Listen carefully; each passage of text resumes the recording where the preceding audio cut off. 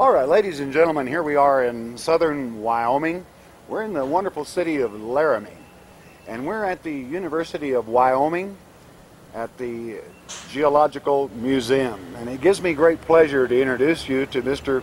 Brent Breithout.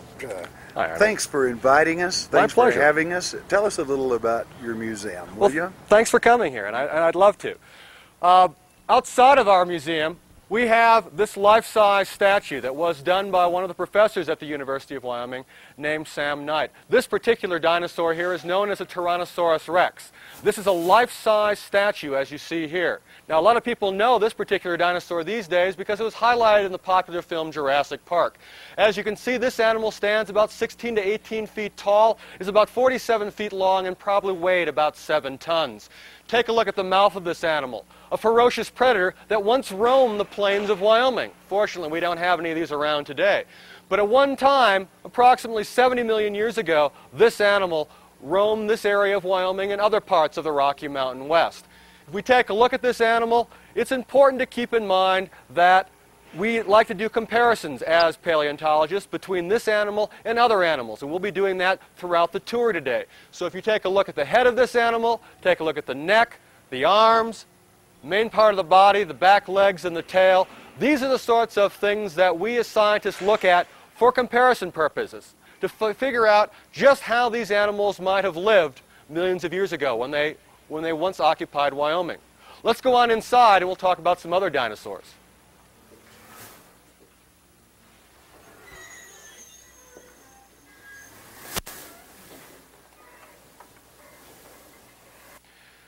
Another very unique dinosaur that we have in Wyoming is this one here, known as Brontosaurus.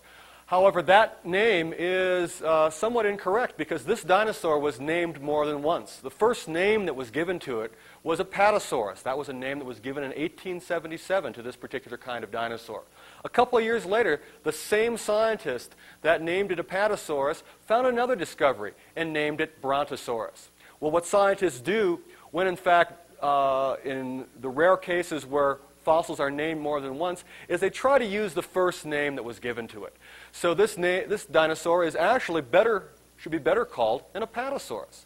Well, unfortunately, this particular dinosaur is very well known by its more common name, or the second name, which is Brontosaurus. So today I might be referring to it as Apatosaurus or as Brontosaurus, and you might hear about this particular dinosaur either as Brontosaurus or Apatosaurus in the news or many books that are being written these days. So just keep in mind that it is in fact the same animal. Now this animal here is quite unique. It stretches the length of the museum, about 70, 75 feet long, probably weighed about 20 or 30 tons. Quite an impressive animal that also once roamed Wyoming, in this case about 150 million years ago. If we take a look at this animal here, we're looking at something different than the statue outside. The statue was made from taking a look at different kinds of bones of a Tyrannosaurus rex. Here is, in fact, the actual skeleton of an Apatosaurus. And we start at the head end of this animal. We take a look at its mouth. And scientists try to figure out something about dinosaurs, try to think about something about these animals. Well, in fact, we don't have any 70-foot animals roaming around on land today. We don't have any dinosaurs around today. So, what did they eat? How did they live? Well, let's take a look at the head end of this animal and try to figure that out. We take a look at the teeth. The teeth aren't long, sharp points like they were in the Tyrannosaurus that we saw outside. Remember, we're going to be doing some comparisons between the different animals that we see in the museum today. So these teeth here are very good for eating some sort of plant. These are plant eaters' teeth. They wouldn't have been good for ripping and tearing through other animals like the Tyrannosaurus rex's teeth. Now, what kind of plants might this animal have been eating? When we take a look at the next part of this animal, we take a look at its neck. It's got a long, long neck. What animal today that we see has a long neck and reaches up and eats leaves off the tops of trees? In fact, giraffes do that. So the front end of this animal is, in fact, very, very giraffe-like. So scientists believe that this animal probably spent a lot of time reaching up and eating the leaves off the tops of trees. So now we have a little bit of a story about how this animal might have eaten and what it might have eaten. In fact, we've never seen one of these animals eat anything, but that's how we put together that story. And that's how paleontology works. We have the bones, we have the teeth, But we have to make some guesses and some assumptions as to how these animals might have lived on our Earth millions of years ago. If we also move down this animal to the next part here, and I'm going to get into the display here itself. What's very unique about this dinosaur, as well as a lot of the animals that we take a look at, is that we can recognize specific bones within this animal that are similar to bones in our body. And one of the questions that I get asked quite often is, how do we know how to put these animals together? How do we know where the bones go in the animal's body? Well, if we realize that this animal is put together just like you and just like me, that helps out a lot. So, we can recognize the head. Okay, we know where the head would go on an animal. Okay, what's the next set of bones down? The neck, just like on ours. Well, sure enough, we've talked about those parts of this animal already. Okay, the next part gets a little bit tricky. We've got these bones here. Which ones would these be on a person? Head, neck, shoulders. Sure enough, these are the shoulder blades. And these are the shoulder blades of the Apatosaurus. And what's attached to the shoulder blades? In people, it would be our arms. In a Brontosaurus, it would also be the arms. In fact, front legs are arms.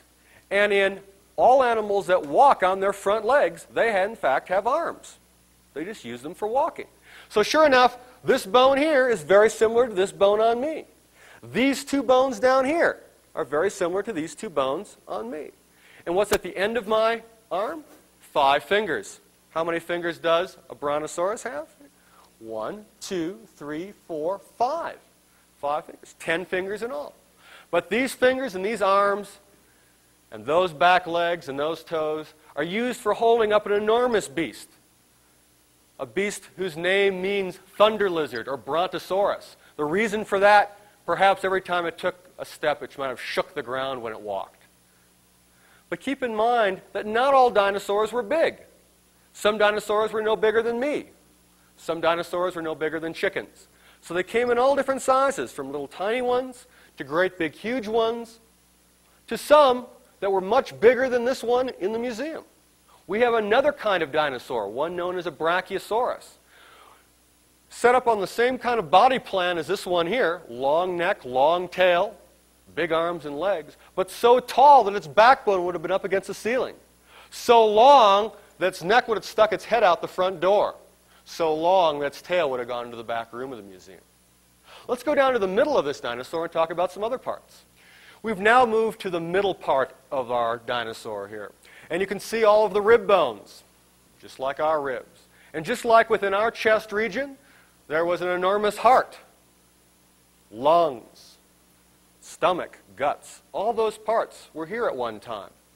But those parts, as well as the skin and the muscle, have rotted away. We don't find those parts for dinosaurs. And so that's another part about dinosaurs that we really don't know. We don't know a lot about the soft tissues of dinosaurs. So we can only guess at things like what color they were, because we don't find their skin. We find skin impressions, but we don't in fact find the actual skin. The skin has decayed away. So the dinosaurs might have been green, they might have been black, they could have been brightly colored with stripes. We really don't know. Those are some of the things that we don't know about dinosaurs. Let's take a look at the bones here. You can see that the bones are a light-colored brown here and a dark-colored brown over here. Why is that? Because just like many dinosaur skeletons, we didn't find all of this individual. Very often, we don't find all of the animal. Lots of things happen after a dinosaur dies. Scavengers can maybe grab this big back leg and carry it off, chew on it somewhere else. Something like a big Allosaurus might have done that. Smaller animals might be chewing on the bones. The bones may slowly decay away, or they may be carried downstream and deposited someplace else. So there's many reasons why we don't find all of a dinosaur skeleton. In fact, it's very rare to find a complete skeleton. And when we don't, then we need to go to another museum that might have one of these dinosaurs and make copies of the bones. So we've gone to another museum that had these rib bones, that had these hip bones here, that had this back leg, and made copies of those bones for our skeleton here. We know it had all those bones because we found them in other individuals. We just didn't find it in this one here that was found about 60 or 70 miles north of Laramie in 1901. Now, in fact, if we were trying to go to other museums that would have this particular dinosaur on display, there's only 5 places in the world where someone can see this dinosaur. There's only 5 places in the world where a brontosaurus is on display. One of them is here in Laramie, closest to where it lived. All of these skeletons, in fact, that I'm going to talk about came from the Rocky Mountain West here. There's also one in Chicago at the Field Museum of Natural History. There's one at the Carnegie in Pittsburgh. There's one at the American Museum of Natural History in New York. And finally, there's one at the Yale Peabody Museum in New Haven, Connecticut. So those are the 5 places where if you wanted to see a brontosaurus, you could. And we're fortunate enough to have one here at the museum at the University of Wyoming. Now, when these bones are collected, very often they can be very fragmented. And so what you see in front of me here is a little display as to how these bones are taken out of the ground. Once the bones are discovered, we need to very carefully chip away the rock from around the bone till we've got the bone completely exposed. But then what we do is a technique that was developed in the 1800s when the dinosaur collectors were working out in the West here, and that is something known as plaster jacketing. That is to take this bone, which can be very fragile, which can be very fragmented and falling apart, and cover it with strips of burlap that have been dipped in plaster of Paris. And that's what you see on this end of the bone here. So if we were actually taking this particular leg bone out of the ground, what we would do is after we'd exposed it, like you see here, we would take these strips of burlap, dip them in plaster of Paris, and then carefully encase the entire bone.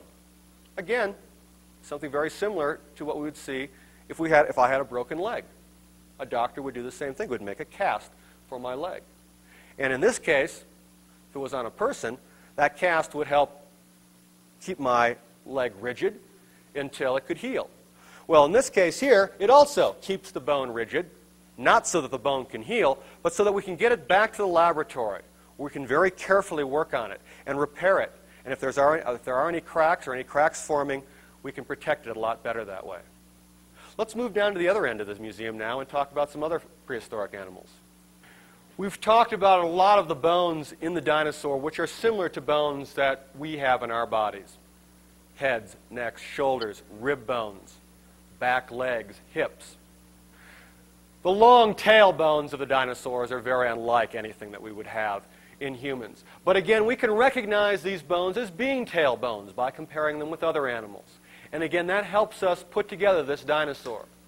So if we can recognize what kind of bone it is, whether it be a neck bone, a back bone, a rib bone, a tail bone, that tells us where it goes on the body.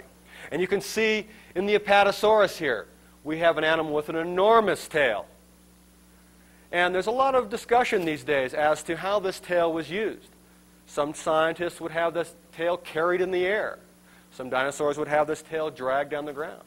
Some scientists say the tail was used as a weapon. So there's a lot of different ideas as to what this tail might have been used for. It may have also been used for fat storage. This animal may have stored a lot of food in its tail. Modern-day reptiles do, in fact, store a certain amount of food in their tail regions. Again, we really don't know because we don't have any animals like this today. But again, it's another part of this very unique animal that once roamed around Wyoming. Well, let's follow this tail around and talk about another animal that lived in Wyoming at one time. Let's talk about this animal here. This is an animal known as a mosasaur. And let's start from the head and go down to its tail again, just like we did for the Apatosaurus, just like we did for the Brontosaurus back here. But let's take a look at what this animal was adapted for. Let's try to figure out where this animal lived when it lived in Wyoming, millions of years ago. So we know that the Apatosaurus was walking around on land, eating leaves off the tops of trees. Well, let's take a look at this animal here. We take a look at the mouth of this animal. We see some pretty sharp teeth. Some pretty impressive teeth in this animal's mouth. Probably pretty good for eating some sort of meat. Now, what kind of meat was this animal eating?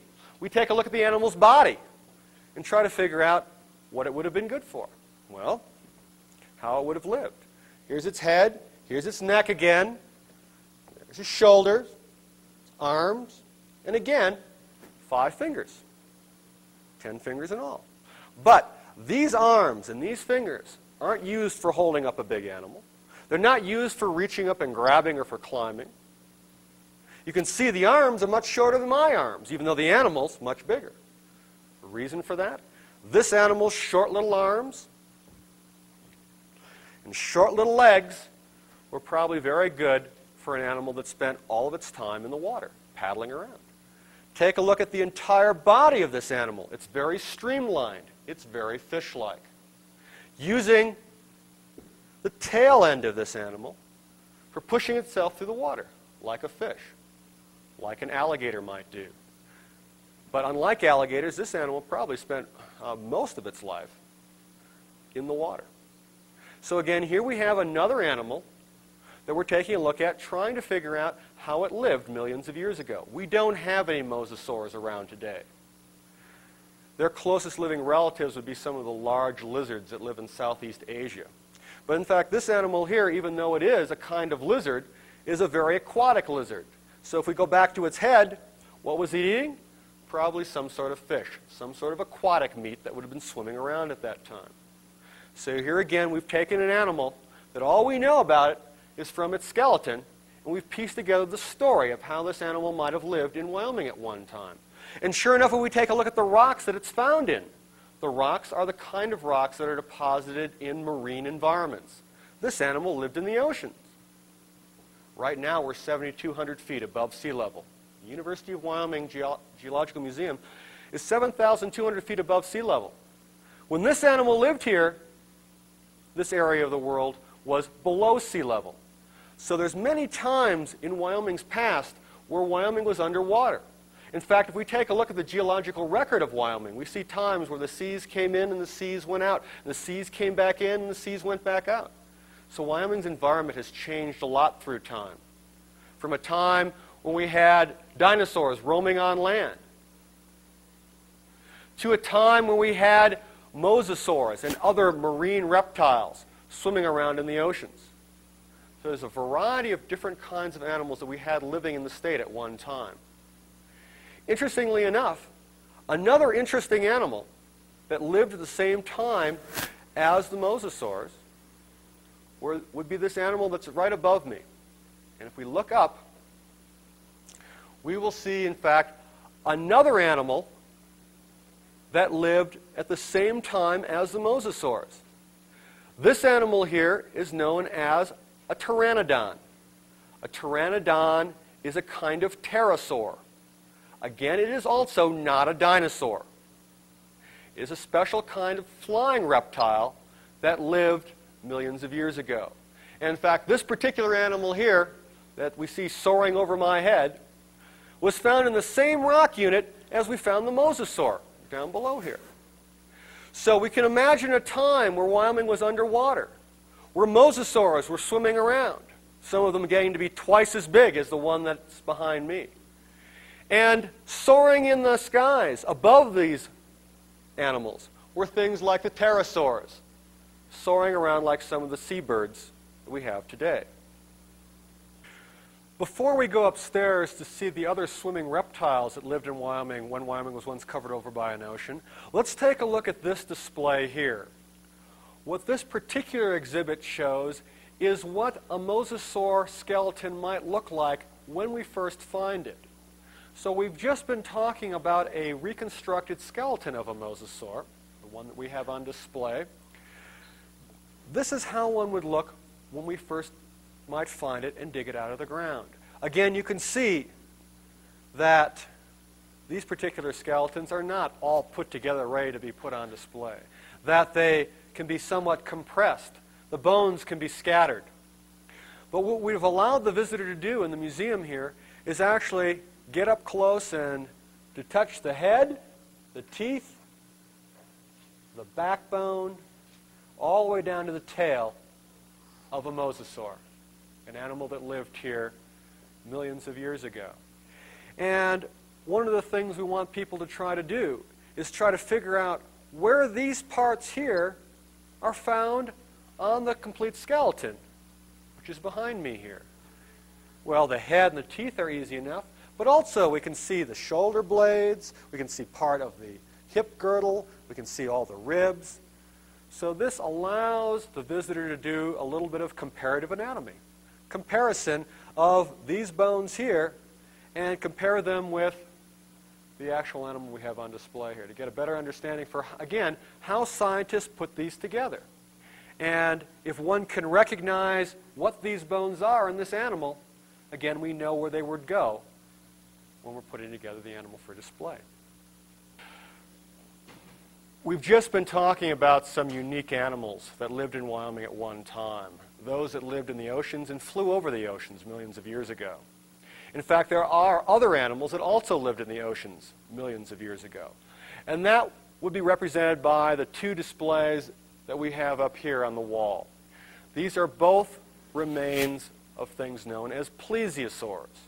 So we've been talking about mosasaurs. That's one particular group of reptiles that was very well adapted for living in the oceans.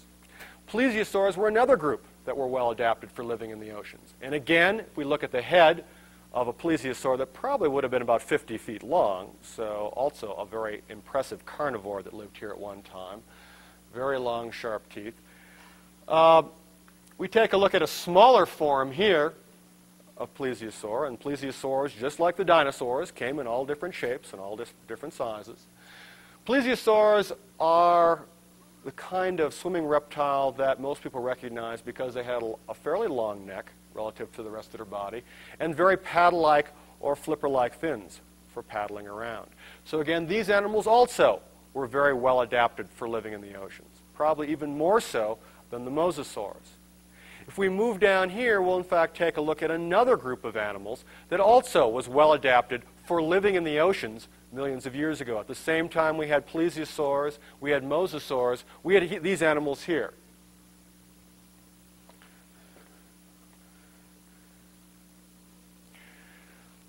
These are animals known as ichthyosaurs. Ichthyosaurs were another kind of swimming reptile. And of the three kinds of swimming reptiles that we've talked about so far, mosasaurs, plesiosaurs, and now ichthyosaurs, you can see that ichthyosaurs were in fact the most highly specialized of the three. You can see that if we take a look at the skeleton of one of these animals, and we'll take a look at the smaller version here, these animals are very streamlined. They are very fish-like. Again, they were carnivorous animals that lived in the oceans, but they were also the most aquatically adapted of any of the animals that we've seen. So in fact, we take a look at their body, we take a look at their tails, we take a look at their heads, we take a look at their paddles. These animals were very, very fish-like. And if we were to have one today, if we were to take a look at a reconstruction of one of these animals, they would look very fish-like or very dolphin-like in their appearance. So these animals were living in a similar way to modern-day dolphins, many modern-day fish, but in fact they were kind of reptile. And they, the ichthyosaurs, like the plesiosaurs, like the mosasaurs, all went extinct about 65 million years ago. We don't have any of these animals around either. To my left here, you see the skull of a dinosaur known as a Camarasaurus. It was another dinosaur that lived at the same time as the Apatosaurus, as the Brontosaurus that we talked about earlier. It also had a fairly long neck, a fairly long tail, and walked on fours, all fours, using its arms as front legs. This animal here has some pretty impressive teeth, but it is also thought to have been a plant eater. Again, reaching up and eating leaves off the tops of trees. But the story of this head goes a little further than that, because it wasn't that long ago that this kind of skull was thought to have been the skull that belonged on an Brontosaurus, on an Apatosaurus. In fact, every museum that had one of these animals on display, that had a Brontosaurus on display, had this kind of skull. every picture of a brontosaurus in any book or any magazine had this kind of skull. Any plastic dinosaur that you bought back in the 70s and before had this kind of skull. Why? Why was that? Well, the reason for that was when Othniel Charles Marsh, professor from the Yale Peabody Museum, back in the 1800s, was describing the first brontosaurus.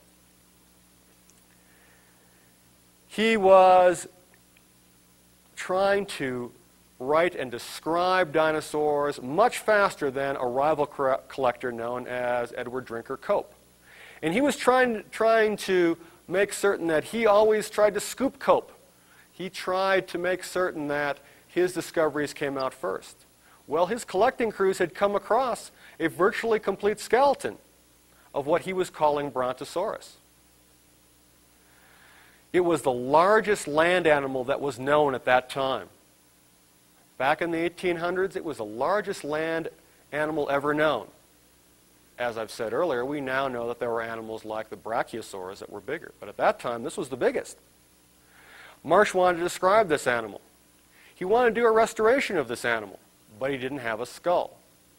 What his collecting crews had found was a virtually complete skeleton of this dinosaur. Didn't have a skull, didn't have a head. It did have one tooth associated with it. One tooth that looked like this. So Marsh said to his collecting crews, find me a skull that has those kind of teeth. And in fact, if you find me a skull with these kind of teeth, I'll then have the correct skull for my skeleton, so I can do a restoration. Well, his collecting crews said, okay, we'll go find one. And they did. They found this kind of skull. Well, this wasn't necessarily an incorrect assumption, because there was almost a complete skeleton of one animal, so that one tooth that was associated with it could have gone with the rest of the animal, but unfortunately it didn't. As we found out much later, actually it wasn't until the 1970s, almost 100 years later, that in fact what Marsh had done, what his collecting crews had done, is they had found a virtually complete skeleton of an apatosaurus, of a brontosaurus, but they found one tooth of a camarasaurus associated with it. So when they found the skull that went with that tooth, they found a camarasaurus skull. So for a long time, this dinosaur, this well-known dinosaur, as Brontosaurus, stood with the skull of a camarasaurus on it.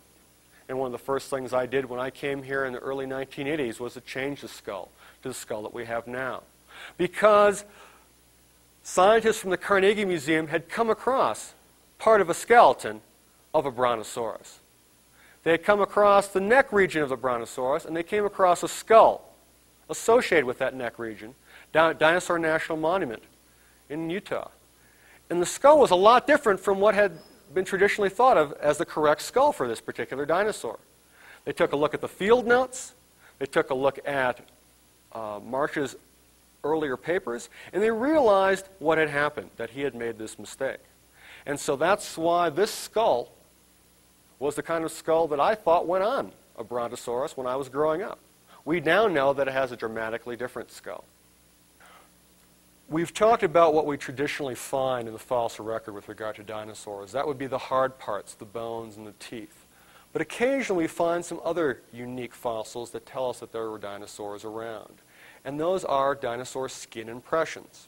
As I've said earlier, the soft tissues decay away. We don't find those as fossils. But sometimes in a situation where the animal died, the skin left an impression in the surrounding mud or sand prior to decaying away.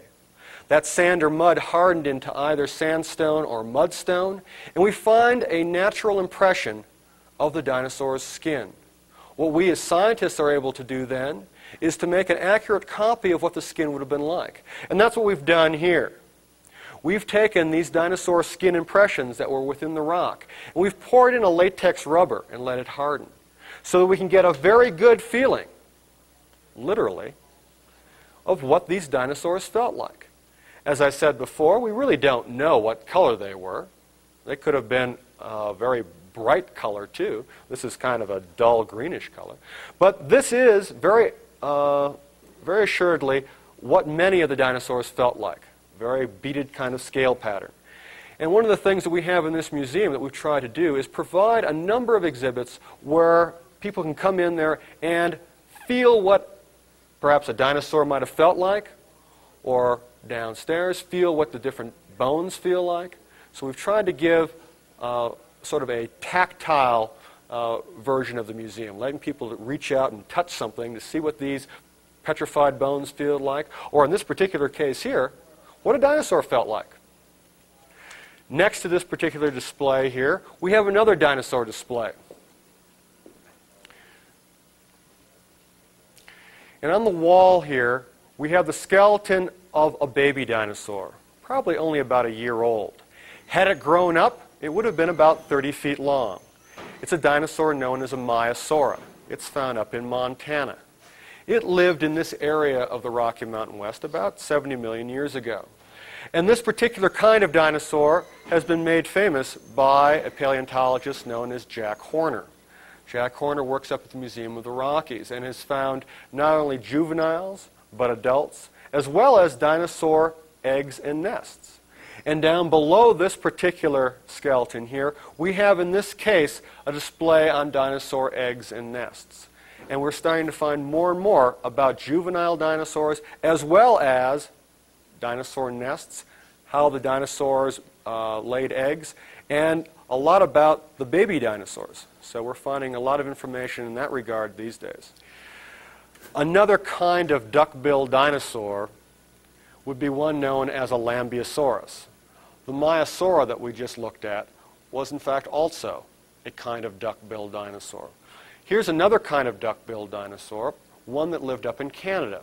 Lambeosaurus was a very unique kind of duck-billed dinosaur in that it not only had the long, flattened type of snout like many of the duck-bills, but it also had this very specialized crest on top of its head. And what's unique about this crest is, in fact, that it was hollow. This is part of the nose region of this animal. So air would come in here, would travel around inside this crest, and then go down this animal's throat. Now, scientists took a long time trying to figure out what this was used for. It was a very unique adaptation. And again, we don't really have any animals around today that have something like that. And for a while it was thought, well, maybe this animal lived in the water and used it as some sort of snorkeling device or some way to hold air. And then a scientist came up with a very novel idea saying that perhaps it was used as a vocal resonator. That meaning allowing this animal to make some sort of noise by either breathing in or breathing out very quickly. So this area here was actually used as some sort of almost a horn on top of this animal's head. And one particular scientist modeled this and figured out what kind of sounds would have came out. And it would have come out as a low honking sound. So in fact, here again, we're putting together a story about a prehistoric animal. It's no surprise that dinosaurs made some sort of noise. It's difficult to know exactly what that noise would be. But in this case, we can come pretty close to figuring out what kind of noises dinosaurs made. At least these kind of dinosaurs, these kind of duck-billed dinosaurs. If we go over here and take a look at this particular fossil, this is another type of fossil other than bones and teeth that would indicate to us that we have a dinosaur in our area at one time. And what these are dinosaur footprints. And so what happened here is millions of years ago, a dinosaur was walking across a muddy floodplain, left an impression in the mud, continued on walking, didn't realize that its footprints would be preserved for millions of years. So imagine that sometime when you or I walk into the mud and leave a footprint. What happens if that would be preserved for millions of years? Someone would know that we walked there. Well, in this case, we know that some dinosaur, probably some small carnivorous dinosaur, walked through this area at one time. One of the problems with footprints is very simply that we don't know what animal left those footprints for us. So We can see the footprints here. We can say that because of the claws, probably came from a small meat-eating dinosaur, but exactly which one, we really don't know. To my right, beneath my feet, we see another type of footprint. This is from a much larger animal than the one we just saw on the wall. This came from one of the coal mines in the western part of Wyoming, again indicating that a fairly sizable animal, probably an animal about 30 to 50 feet long, roaming in that area about 70 million years ago, stepped in the muck, and that footprint was preserved for millions of years. Now, it's thought that this particular kind of footprint probably came from a fairly large duck-billed dinosaur, the kind of duck-billed dinosaur that we would have in Wyoming, known as an Edmontosaurus. The footprints that we saw upstairs could have come from a variety of different kinds of dinosaurs. It's thought that the small footprints came from one of the small meat-eating dinosaurs we talked about earlier. The very large dinosaur footprint may have come from a kind of duck-billed dinosaur that we find living in Wyoming. And it probably related to this particular animal here, called Edmontosaurus or Ednatosaurus. This dinosaur also has more than one name. And you can see the skull of this animal here. You can see that it's got a long, flattened duck-like bill, lots of teeth in its mouth, just like most of the duck-billed dinosaurs. But unlike the Lambeosaurus that we saw upstairs, which was a Canadian dinosaur, this one here does not have a specialized crest on its nose. Although scientists thought that this animal may have also been able to make some sort of vocalization, some sort of sound, but perhaps from an inflatable nasal sac that wouldn't have preserved in the fossil record. So as you can see, we've got a variety of different kinds of dinosaurs. We started out with our Tyrannosaurus rex that we looked at outside. We have the Brontosaurus, or the Apatosaurus, that we've been talking about in the museum quite a bit. We're talking about the duck-billed dinosaurs. We also have things like stegosaurs and ankylosaurs found in Wyoming. In fact, Wyoming has a very rich fauna of dinosaurs. There's lots and lots of dinosaurs found here, and new discoveries are being made every year. In fact, right now, this summer, there's probably some very important discoveries being made. I'm in contact with a fairly regular basis with various scientists that are working in Wyoming, finding new discoveries. One of the last dinosaurs we're going to talk about today, before we move on to some other animals, would be the horned dinosaurs, like Triceratops here. Let's go down and take a look at a skull of a horned dinosaur. Some of the last groups of dinosaurs that we had were things like the duckbills, which we've just talked about, as well as the horned dinosaurs, like this one here. The name of this particular dinosaur is Anchiceratops. It, like Lambeosaurus, was a Canadian dinosaur.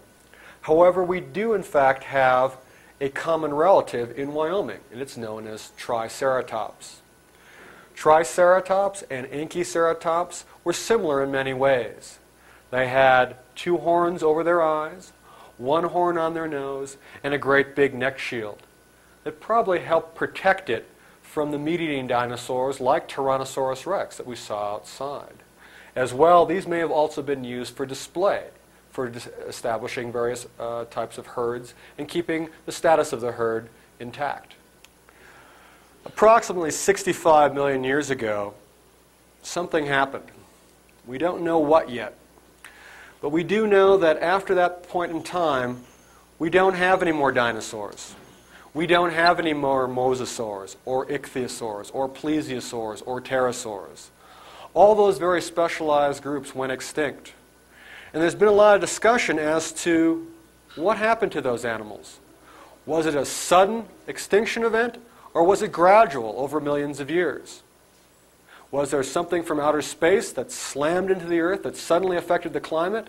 Or volcanic eruptions that suddenly affected the climate? Or was it a gradual climatic change that happened over millions of years? Again, we still don't know the answer to that. I personally think that it was a gradual climatic change through time that affected not only the animals but the plants. We see dramatic changes at the end of the Mesozoic, the age of reptiles, that are affecting both the animals and the plants. And we see animals gradually going extinct over millions of years. But for whatever reason it might have been, with the extinction of the dinosaurs, we have the diversification of the mammals. And we move from the Mesozoic era, a particular time unit that paleontologists like to talk about, to that what we call the Cenozoic era, which is what we are in now, which is known as the Age of Mammals. And although the largest mammal during the Mesozoic, the Age of Reptiles, was about that of a big house cat, we can see that after the extinction of the dinosaurs, we have a tremendous diversification of the mammals. And in fact, the largest animal to ever live on our planet, great blue whale, is still living today, getting to a weight of 150 tons, dwarfing any of the biggest dinosaurs. Behind me here you can see a variety of fossilized remains from mammals that lived in Wyoming during the Cenozoic. We have fossils of deer and of pig-like animals, rhino-like animals, early dog relatives, and beavers and camels. Here's one tooth of a woolly mammoth. And we'll talk a little bit about woolly mammoths in a little bit, but you can just see that the size of the teeth, the size of the molar, is quite enormous. One very unique kind of animal that we had living in Wyoming during the Cenozoic were these rhino-like animals called titanotheres. And you can see models of a variety of different kinds of skulls of these animals. So they were quite diverse and around for a long period of time. Here you can see what the skull of one of these animals would have looked like. And they had these very specialized nose horns, probably used in a similar fashion to modern-day rhino horns. But as you can see, one difference between these and a rhinoceros is, in fact, these horns here are actually bony outgrowths of the skull. And so we do find these in the fossil record. If we go over here and take a look at the skeleton of a rhinoceros that lived in Wyoming at one time, we can see that we don't find any evidence of a nose horn. And that's because of what the material is that makes up a rhino horn. It's not an actual outgrowth of the skull, but actually the same kind of material as my hair, very tightly packed together. And that kind of material usually does not fossilize. So here we can see another kind of animal that we had in Wyoming at one time during the Cenozoic, rhinos. We don't have any rhinos in Wyoming today, but there are relatives in other parts of the world. Unlike titanotheres, which are extinct everywhere in the world. We do not have any titanotheres anywhere. If we go over to this display here, it illustrates another kind of fossil animal that we had during the Cenozoic, and we still have today in Wyoming, that being the horse. And we have a very good fossil record of horses, starting at about 50 million years ago, back in the Eocene, and ranging all the way on up to modern-day horses. Here we see a horse that lived in Wyoming approximately 30 million years ago, during a time period that we know as the Oligocene. And you can see that this horse here is relatively small. This is as big as horses got back then. They didn't get any bigger. If you take a look at the front feet, the back feet, you can see that they're walking, these particular animals are walking on 3 hooves as opposed to one single hoof like a modern-day horse. If we were to take a close look at the mouth of this animal, we would see that the teeth are a lot different than the teeth of a modern-day horse. And right above it, we have a display of how the teeth have changed through time in horses. And this probably also reflects where horses lived in relationship to what they were eating. And in fact, somewhere around 20 million years ago, we see an interesting thing happening with regard to fossil vegetation. We see a dramatic increase in the grasses. We see a dramatic development of extensive grasslands. And we see horses moving out from a more browsing kind of existence, eating small shrubs, to taking advantage of this very important and abundant resource, moving out into the open grasslands, and we see an adaptation through time for horses to be more successful in that particular kind of environment. We see a increase in size, longer legs to be a lot quicker, to be able to move in an open space, to be able to avoid predators. We see the teeth changing dramatically through time because grasses are very tough and can wear down the teeth. So we see a very complex tooth pattern evolving through time. And so if we take a look at horses, we can see a coevolution between horses and grasses. It's a really interesting story. So horses started out as small browsing animals 50 million years ago and developed through time to a modern-day horse, which is quite successful, a quite successful grazer on the open grasslands. Now, as we all know, the horses that we see in North America today were reintroduced by the Europeans. So there's an interesting part of this story that you don't see in this particular exhibit here. And that is that we had horses here 50 million years ago. We had horses here 40 million years ago, 30 million years ago, 20 million years ago, 10 million years ago. 10,000 years ago, though, all the horses in North America went extinct. And just like with the dinosaurs, we don't exactly know why the horses went extinct. This is one of the things that scientists are still trying to figure out. Extinction is a very tough issue to deal with. We really don't know why these animals went extinct. But we do know that all horses in North America went extinct about 10,000 years ago and had to be reintroduced into North America from European stocks. So even though the horses that came from Europe probably had ancestors in North America, perhaps horses actually even evolved in North America to begin with, and migrated over to the Old World. It was this Old World stock that was used to repopulate the horses that we have in North America today.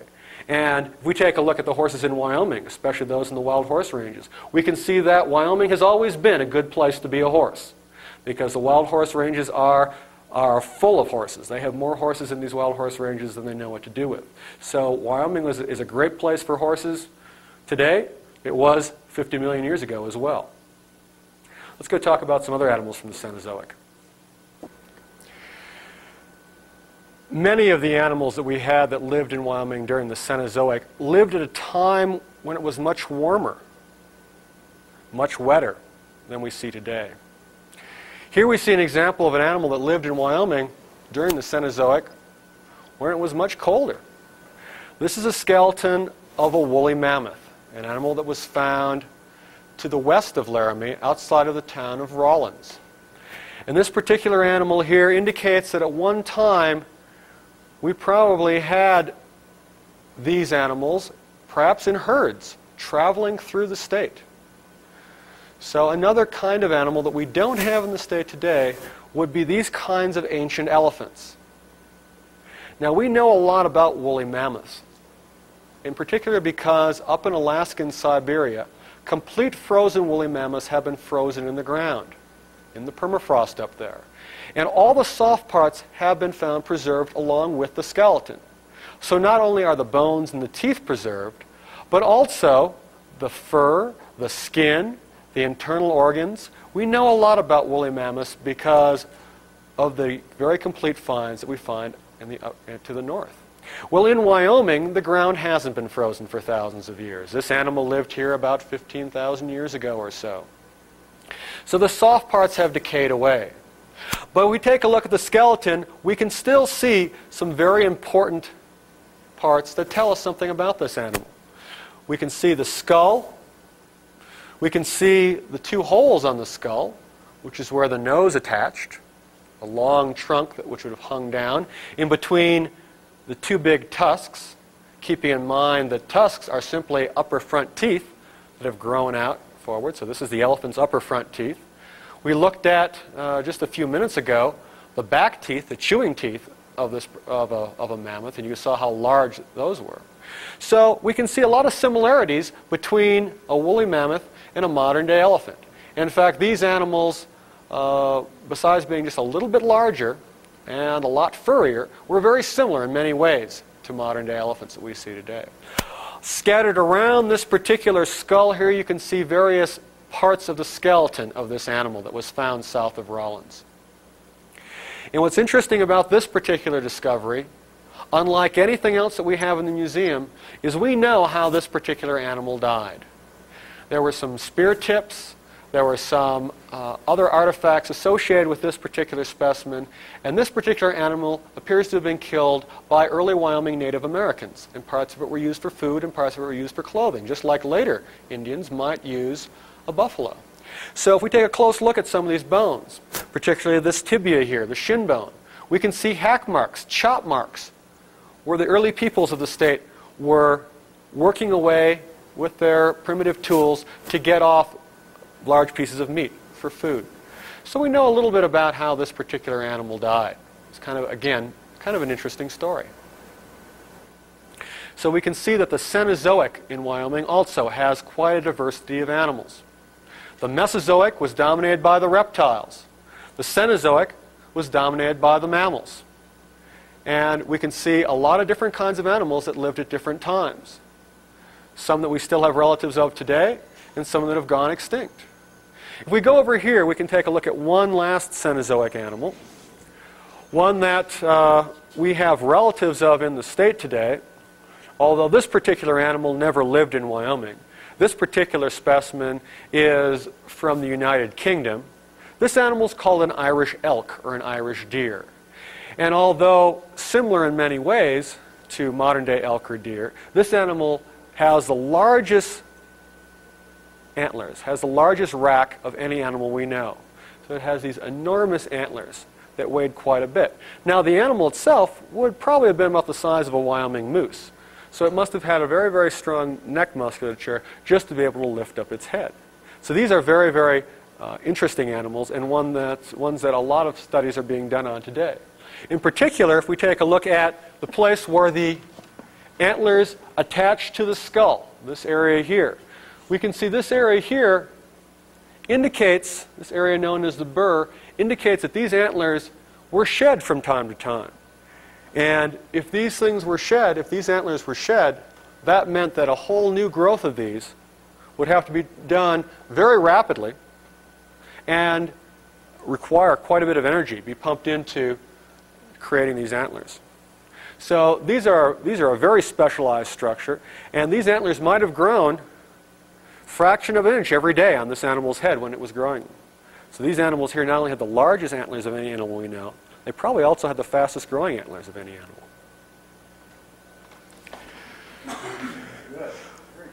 Well, besides the different kinds of fossil animals that we have in the state, the Geological Museum also has an array of different kinds of rocks and minerals. Let's go over and take a look at just one of these displays. One of the displays that we have in the Geological Museum that tells a little bit about the story of the various kinds of rocks and minerals that we have in the state is this one here, entitled Diamonds in Wyoming. There's only two places in the United States where diamonds can be found.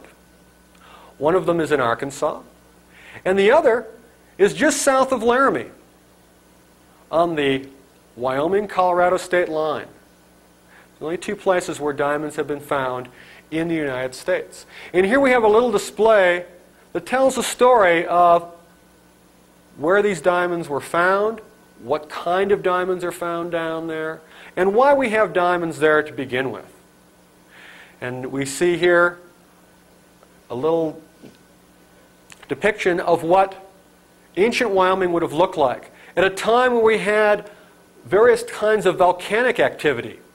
So diamonds come from that part of volcanic activity that would be deep within the ground. So imagine that part of a volcano that would be the vent coming up deep from within the ground. And as that molten rock cools, different kinds of minerals are forming. And remember, minerals make up rocks. So we have different kinds of minerals in different kinds of rocks. And in this case, we have, because of the composition of this particular kind of molten rock, we have diamonds forming. And they're very, very small. We can see a couple of them up here. They're very, very small. They're very, very low grade. We haven't found any diamonds at this point in time that are economical to mine, but it is a definite geological interest.